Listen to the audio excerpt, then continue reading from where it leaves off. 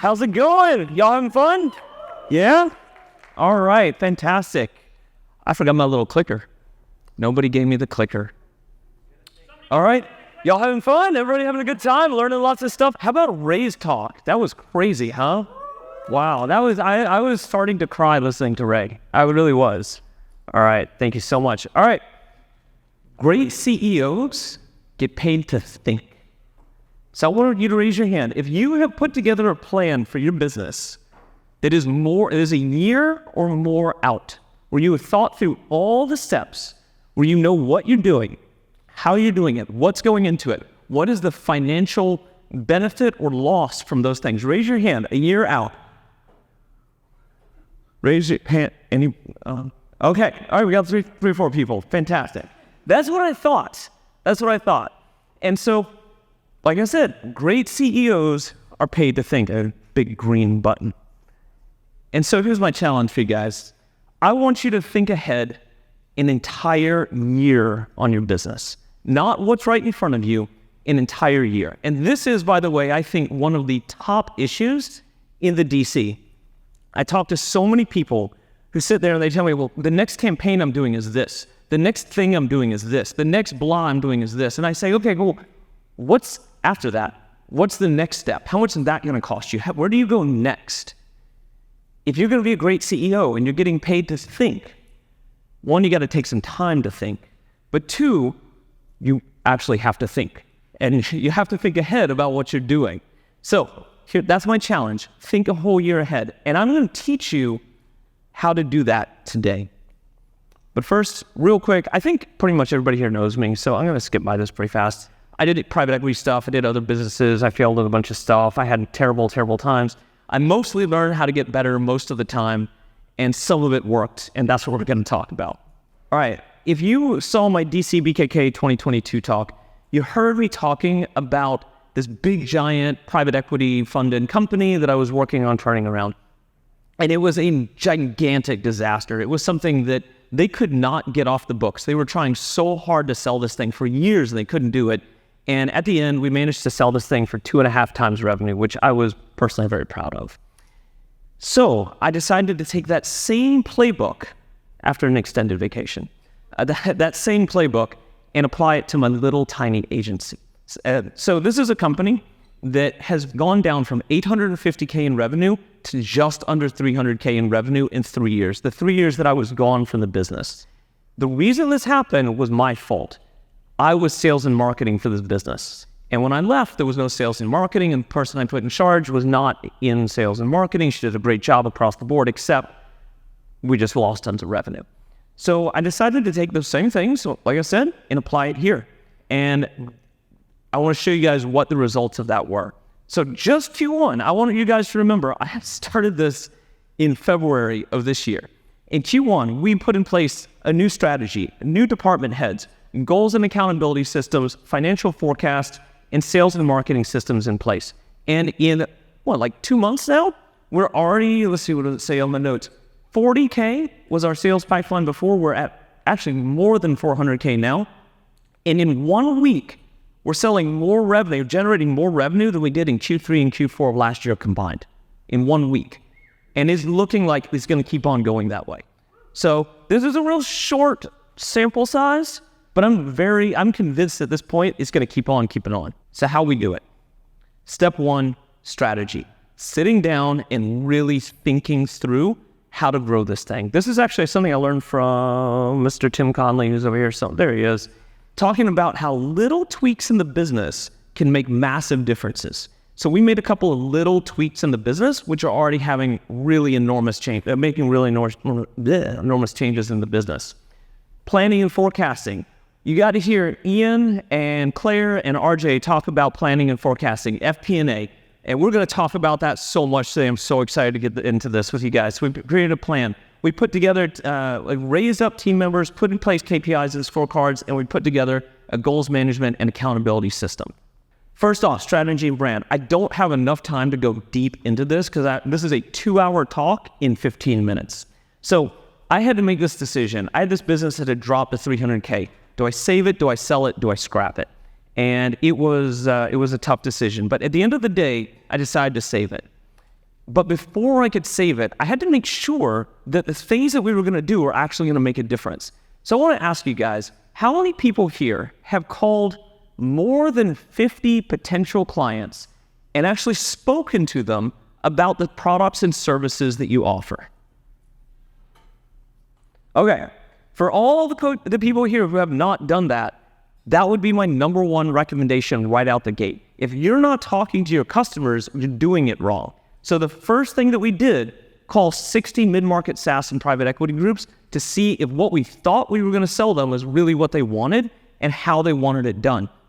And we learned a ton of stuff right out the gate, that some of the services we thought were fantastic, and some of the services we thought that they were going to love were useless. And more than anything, what they gave to us was, there's some other services that are extremely valuable that we didn't even think about. And if you're not doing that, you need to consider doing that. All right, so just an idea of what the effect of this was. Now, keep in mind, the brand had taken a pretty massive dump while I was gone, but the white one, that was where we were before, and the dark one, that's where we are now. And you can see right out the gate, it's a pretty massive difference. All right, now it's FP&A time. So what do? Financial insight. You guys have heard me talk about this before if you've seen me talk about this in the last couple of years. Financial foresight makes you a realist. It gives you the ability to make decisions based on real numbers. You get to have realistic expectations of growth, see failures before they happen. It gives you the perspective of an investor in your business, because that's what you are, and helps you make a plan that actually works.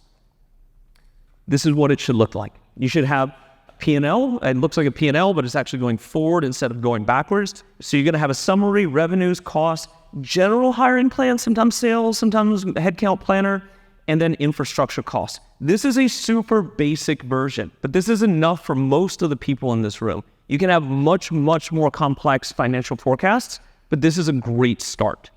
And it's going to look something like this.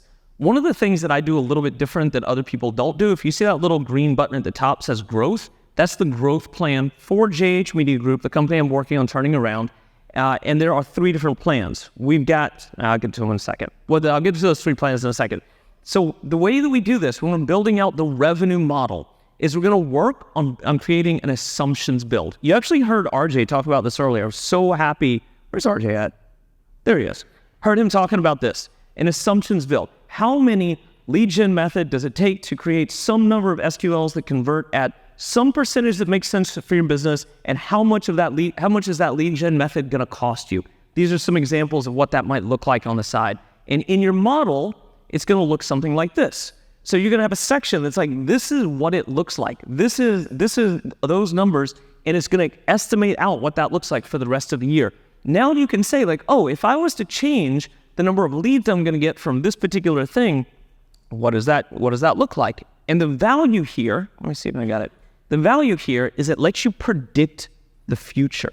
The value of a CEO is your ability to predict the future. And if you don't have a feedback mechanism that's helping you predict the future and helping you see, like, I thought it was going to be this, and now it's this. I thought it was going to be this, and now it's this. How are you going to be able to do a better and better and better job? Having a financial forecast helps you predict the future and gives you the feedback mechanism to do that. On top of that, it allows you to incentivize your workforce. So you can see here, we've got a bonus line right there. This, once again, super, super basic system here, but it gets a point across. There's your percentage. The way that you use that is you got something like this. So our 2024 cases for this company I'm turning around, we've got a potential revenue of 39.5K, 339.5K, 429.7, and 449K. Really important note on this. If you look at the number below, that run rate, 445, 816, and 1.2 million. Massive difference, even though the actual numbers on recognized revenue is not quite the same. So base case, just doing the base case, no bonus. Management case, we got a 15K bonus. And on the growth case, we've got a 30K bonus. How do I know I can do this? Because I ran the numbers and I can tell how much money I'm going to have in the bank by the end of the year if we accomplish these goals. And then we're going to actually incentivize, we're going to build an additional level of incentivization there. So if we hit the revenue mark, 50% of that bonus is released. If we build a sales organization, which takes me out of sales, then we got 30% of that is released. If we build a demand generation system, which takes me out of demand generation, then we've got another 10%. And if we have productivity or production pieces that take me out of production, that's another 10%. I'm incentivizing my team to remove me from the business. Make sense? Everybody got it? All right. Cool. The next thing is building leaders. This may be one of the most important pieces of information you guys get. Great leaders build leaders, not followers. Okay? So what does that look like in the business? When I got this business, I asked the old general manager, please send me the org chart. I want to see how things are set up. And she sent this to me. She said, this is what I got in the business right now. All right, perfect. And I said, that's not what you have in the business. This is what you have in the business. You have these departments, but the problem is you're leading every single department in the entire business. You're there right now, and you have these people underneath. But the reason you're overwhelmed and the reason you can't succeed is because you're doing everything. Who else is in this position? Yeah, I see a lot of hands going up there. I've been in this position multiple times too, so don't feel bad. I think we all have at some point. So when I came in, the first thing I did is raise up leaders. Now, the people that I raised up, the people in the red there, doesn't mean that they're going to be there forever. But when you're running a tiny team with not that many resources, not that much money, you've got to do something. So I raised up department heads and I put in place systems for them to start leading their departments. And that made all the difference because now the company can start running itself without me doing everything and without the previous general manager doing everything. And we put in place scorecards and example metrics for each one of these department heads. One of the important things here you see on the finance side is that EBITDA. I've talked to a lot of DCers who don't want to talk about profitability and cash generated with their team. I want my executive team to know exactly what I'm thinking. I want them to see what I see. And I need them to see the profitability of the business. There's a lot that I could say about this. That's part of the 2-hour talk that I don't have time for right now. So keep on going. And then finally, cascading goals. Second most important piece. Your job is setting the right goals that move the company forward and communicating them. Your success is based on the percentage of your team's goals that are accomplished. Your success is based on the percentage of your team's goals, not your goals, your team's goals that are accomplished. You're not doing the work, they're doing the work. It looks something like this for a football team. This is kind of a good analogy here.